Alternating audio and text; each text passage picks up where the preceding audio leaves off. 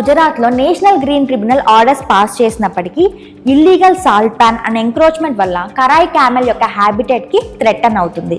కరాయ్ camel it is indigenous to Gujarat state. ఇవి గుజరాత్ స్టేట్లోని కచ్ డిస్టిక్లో ఎక్కువగా ఉంటాయి.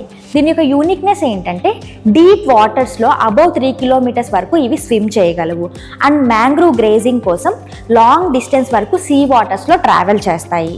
సో దీనికి కరాయ్ క్యామెల్ అనే నేమ్ ఎలా వచ్చింది?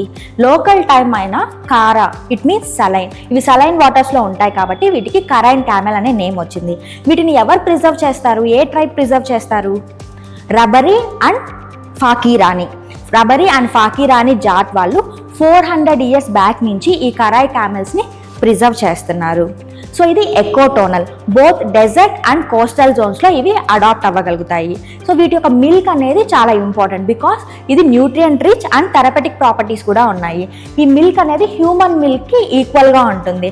డైజెషన్ అండ్ ఇమ్యూన్ పవర్ కూడా ఎక్కువగా ఉంటుంది.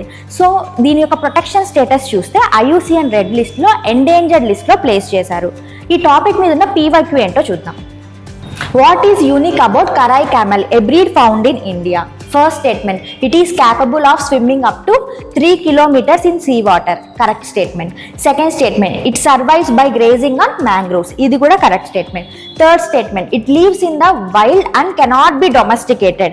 Idi wrong statement. It can be domesticated because the milk anedi nutrient rich kabatti దీన్ని domesticate చేస్తారు. So 1 and 2 only correct option.